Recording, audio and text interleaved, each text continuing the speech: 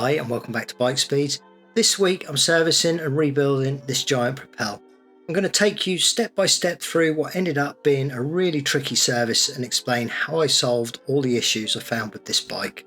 It came in with a routine job list. We needed to update the Di2, top up the tubeless sealant, fit new bar tape, and then the job that really got out of hand was the need to fit new headset bearings. And that was the problem. The headset bearings on this bike were a really bad design. Super hard, super fiddly, but I'll talk you through it as we go. You can see here the chain is as new, no wear on that at all, and we'll take that off first. We are going to clean that and run that through the ultrasonic cleaner and lubricate it correctly so that comes off.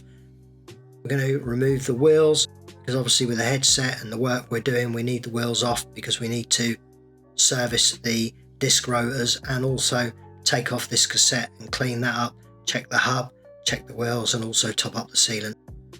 The harder gears there are quite muddy and dirty, so he clearly rides with quite some power. You can tell quite a lot about the rider just from looking at the cassette.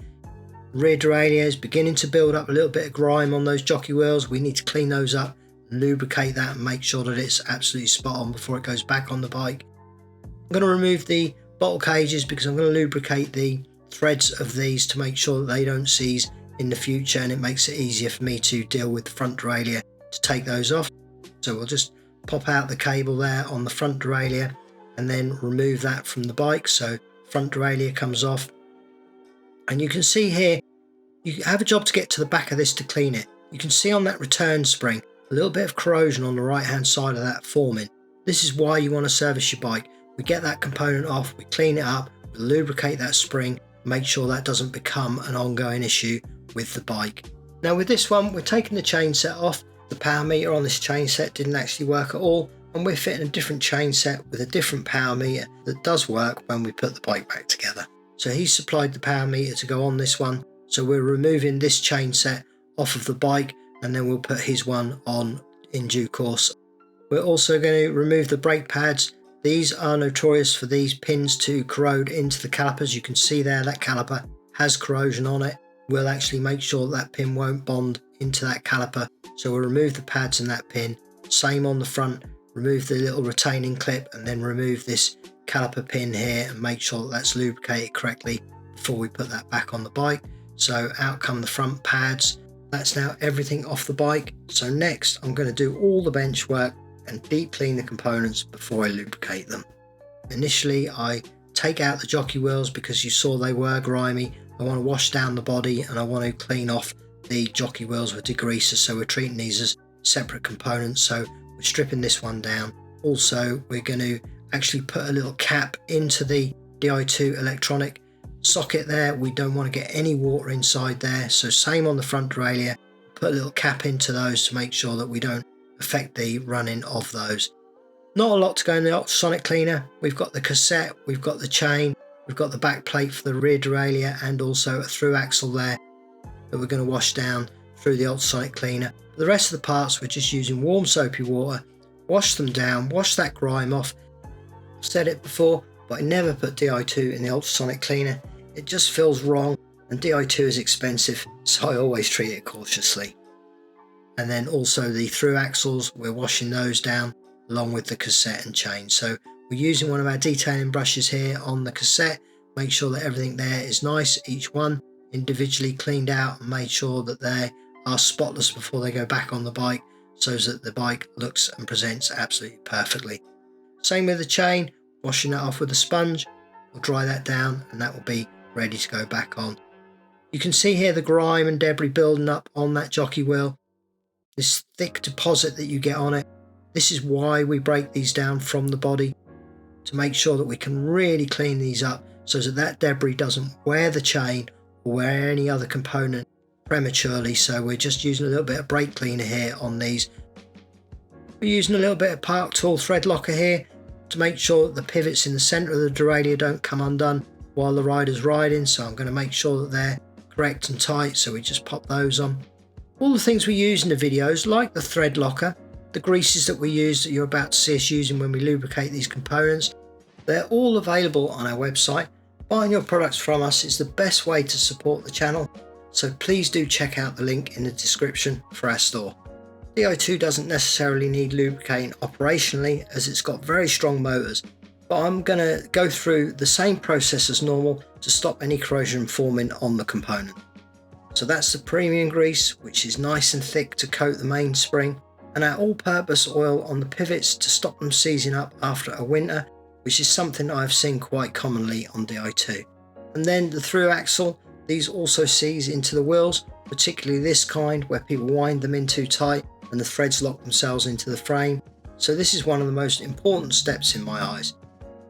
You can see here I've cleaned up that spring now. I'm using a little bit of premium grease there to make sure that it holds that corrosion away, stops it getting wet so quickly next time round.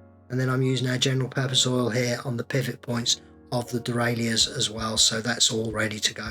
I'm going to also focus my attention now on the brakes. So first thing for me to do is to clean up the brake pads. You get a bit of brake dust forming on both sides, so we clean that off. And you can see there the one on the right has been cleaned, the one on the left is dull and infused with brake dust. You can see the metallic parts of the brake surface shining through, so that's ready to go back into the bike. I'm also going to sand down the disc rotor itself. There's a lot of scoring in this. It can make the disc squeal, so we like to sand that down and clean that surface up and make sure that that will just stop that. And then I'm also just going to use a little bit of wire wool to clean up the actual disc rotor itself, just so that it presents nicely on the bike. Quite hard to do that just with warm soapy water, so we're just using a little bit of brake cleaner and a microfiber towel to give this its final wipe down before it's ready to go back on the bike. Everything there is good. I'm also now going to top up the sealant in the tyre. I always remove the valve core that I'm doing there before I put the sealant in, and then I actually replace that with a fresh one once I've put the sealant in, so that we've got a fresh valve core in the wheel. So in goes our sealant top up there. Give that a little wipe down, make sure everything's clean, and then that brand new fresh core goes into the tyre, and then we can inflate that. They were slightly soft when they came in, and the new sealant should definitely help them stay inflated for longer. Tubeless isn't a set it and forget it system. Keeping the sealant topped up makes sure that you always have the best chance of sealing a puncture. I'm going to wash the wheel down. I'm using one of our detailing brushes here. Just work round the rim, round the spokes. They were actually quite greasy. It didn't really show on camera, but I could see where the grease had spun out from the cassette. It's always good to remove the splash sealant from around the valve, as that goes sticky, and I always wash sealant off as soon as I can. As you can see, these have an orange livery and the valve cap to match the frame, which is a nice detail on this bike, and something a bit different. I'm going to put a little bit of general purpose grease there on the hub itself before putting the cassette on. So on goes that lovely clean and fresh cassette. On goes the lock ring. We'll torque that up. Obviously you can't do that on the bike, so we need to make sure that's done at this stage. Now you can hear here we have a very noisy, worn out headset bearing. You can see how this is tramming, it's holding the handlebars in a position. This would make this bike quite tiring to ride over a long distance. You'd be putting slight inputs in all the time to straighten up the steering so that the bike didn't veer off. You wouldn't even notice it, but it would be tiring over time. So we're going to solve that problem. So first thing for me to do is to bleed out the brakes, let all that mineral oil out of the brake before we start to strip down the headset. This brake pipe actually runs through the bottom ball race, so we have to actually remove this pipe out of the bike in order to change the headset bearing. So you can't actually do it with the ends on the pipe itself. There's not enough room to get that through the forks or the handlebars, so there's only one way to do that, and that is to replace this pipe that goes through the headset bearing, through the handlebars, and replace all the fittings on the end of them. So quite a fiddly job this one, but we've done it a few times now, so not an issue really. First thing off is the aero cover, then I remove the pre-tensioner. Even that was slightly hard to get out from under the cables, so I hooked that out with a pick, and then I'm free to lift the bars off and drop down the forks. We'll just start to work that out now. You can see here we've got all these spacers. This is one of the worst systems out there on these Giant Propels. A real fiddle to get these apart. It takes a little bit of practice to get this right, but you can see there I've got a cable guide that's come through the center of the forks. You can see here how the bearing has gone rusty.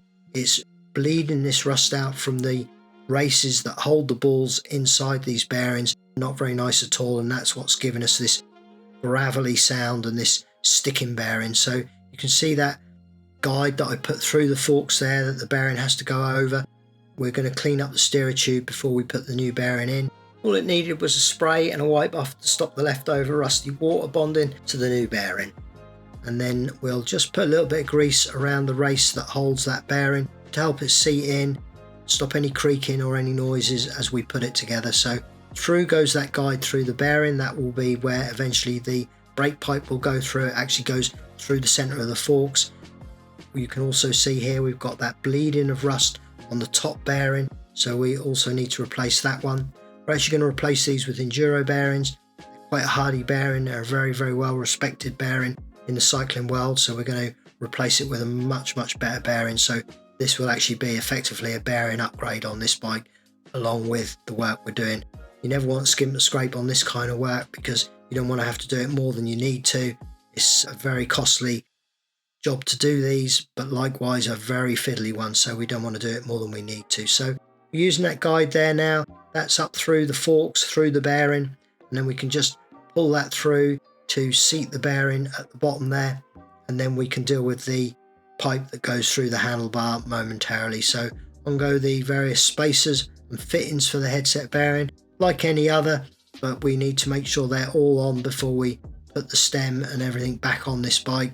So we've got our guide up through the back there now, going through the forks, on goes the stem, and the bearings are now in place. But now we need to deal with the brake pipe that goes through the forks and through that bottom bearing. So we just give those a little tighten up, and then we're going to remove the handlebar tape. We are actually replacing this handlebar tape anyway, but likewise it's where it comes into the shifter here. I need to loosen all this and make sure that bar tape is out the way to do this job. So first thing I'm going to do is remove the pipe from the shifter, get that out there, and then we have quite a fiddle here to get this out. It's very tight the way it goes through these bars. So I'll now feed that old pipe through. This is the old pipe currently, but that cable guide goes through. So you can see there we've now got a cable guide running right the way through from the shifter to the brake caliper. So on goes our new pipe. Now begin to feed that through. First the handlebars. That's quite a tight old bend coming through there, so it's quite a fiddle to get that right. Now down back through the back of the forks, and then finally through that hole in the forks, through the bearing and down to the brake caliper itself. So you can see there, quite a fiddly job, but as long as you do it in a rhythmic way, you can do it, and it's quite easy to do when you've done a few of them, but none the more for that. Very time consuming and very fiddly. So first of all, we're going to put the new barb into the brake hose itself, and then obviously we've got the olive already sitting on there, so we can pop that now into the caliper. Just a tiniest amount of grease just to help that seat into the caliper, help the threads, make sure that everything goes where it needs to go smoothly. So that's now tightened up nicely. Same principle on the shifter end as well, so you can really see how time consuming it is. Most of the headset work was just fitting and setting up the brake. There's no way of avoiding that with this design. Again, tiniest amount of grease on there just to help everything seat in place. And with this one, very fiddly to get in, so I actually elected to loosen the shifter itself to help me get that initial threads running into there. It was not playing ball at the time, so that's now in, and everything there is now piped up from the shifter down to the caliper, and the bearings have all been replaced. So next up I need to obviously bleed the brake, so we're putting fresh fluid into this one. So we have a special cup here for the road bike shifter, and then we have a little bottle at the bottom here, and we just wait for that gravity to play its part in this job. So you can see there the fresh fluid coming through. We can lock that off and everything there will be absolutely spot on. So we remove that bottle from the forks, and we're quite pleased with the way this job is going at this point. So out comes the bottle at the top, and obviously we have to put in the port screw there to make sure that no debris gets in there or leaks or splashes anywhere. And then finally I torque up the headset, and now I'm totally happy with finished setting it up. This little cover here does have little flaps on the side to actually help you torque those up, but it's a whole lot easier to torque the stem up before you put this on. So you can see there that's now on. and you can see how smooth and free these are running now. The bike is not going to tram down the road or have that gravelly sound. It's absolutely spot on, so quite pleased with that. Now that headset bearing was almost as time consuming as the entire rest of the service, so you can see how long that takes, but Simon edits these videos down, does a cracking job, and makes it all look very, very simple and far, far quicker than it really is. Always fiddly to do those ones. Now we're going to wash the frame down, so I'm using a nice big softy brush here. This is a nice soft, densely populated brush, but it's very, very soft on the paint, doesn't damage the bikes in any way. This bike was just in for routine service, so it's not in for the full detail and ceramic polish. All we're doing with this one is washing it down and then using a brand new microfiber towel there to wipe down that soap, get all that debris off, and really make this frame pop out. You can see the reflection on this. I do like myself a gloss frame. I'm not a fan of matte frames. I love it when you clean a gloss frame and it pops out the way this one did. Now the customer had asked us to put this padding onto the handlebars. It's like a gel cushion comfort padding that goes on before the handlebar tape. So that's what we're doing here, and we just tape the ends of this to make sure that it doesn't move and distort in any way under the handlebar tape once we've put the handlebar tape on. So a little bit unusual compared with normal bar tape, but not really a problem. So we're just taping that up before we put the tape on, and now we can start with the bar tape. Again, starting at the bottom, slightly different to normal because you haven't got the end plug, because the Di2 fittings are in the bottom of this particular generation, so we need to just start that off slightly differently and then cut the end before we tape it to the handlebars. Obviously we'd have had to have done the bar tape anyway with the brake cable, but the old one was worn out and the gel padding is now really nice and a refresh for the rider. I always finish the bar tape underneath the bars, and then lastly just popping that hood down, and that's the bar tape complete. So now it's time to rebuild the bike, starting with the new chain set. This is now the different one with the working power meter. A little bit of premium grease to help it seat into the bearing. On goes the left hand pedal arm, so we'll pre-tension the bearing. You don't need to do these up too tight, and go the bolts that hold that on. And then what I'm going to do with these is I'll torque these up. Before I torque up anything else, I like to have the chain set and the bottom bracket area in its final position. The front derailleur obviously operates in a left-right positioning, so I like everything there to be tight and where it needs to be for those final adjustments on derailleurs. So as a matter of course I always do the fronts as I go. On go the pedals. I'm using a little bit of anti-seize grease on the threads of those. Again, I see so many of these where they seize and bond into the chain sets, so I like to prevent that from happening. On goes that lovely Di2 front derailleur. Plug that in and everything there is now right, but I will again just torque that up as mentioned with the chain set to make sure that it's in its final position and working nicely when I do any adjustments there. Pop in the rear one, that clips in nicely. Now this is what I was talking about with the brake pivot points, that I like to lubricate them, so I've just put a tiniest amount of anti-seize on the threads and an even tinier amount of general purpose grease on the shaft that runs through the pads so that you can see me fitting just there. These are also often over tightened. We have that safety clip on them and that stops them unwinding, and I do that the same on the front as well. A little bit of anti-seize grease on the threads for the bottle cages to make sure that they don't bond in, so that they can be removed further down the line of the bike, so they go on nicely, both front and the rear one. I like these because they had the Giant logo on them and had that same orange of the rest of the bike. It was really nicely detailed, this bike. On with the wheels now, they look much more reflective with that grease wiped off, and of course the discs aren't contaminated anymore, so the brakes have that nice refresh. On goes that chain. Is a KMC. I generally find that on Shimano Di2 you want to stick with a Shimano chain for absolute perfect shifting, but there's nothing wrong with a KMC chain, so that goes on now, and that is now ready to roll, so everything there is good. So we now plug in the Di2 into the computer. You can see there we've got 5 updates on this, so rear and front derailleurs, and also both left and right shifters and the battery. So we just run through with the firmware updates. Then we've just got a little customization to do on this bike, and that is that the customer had asked us to do the climbing buttons on the top of the hoods.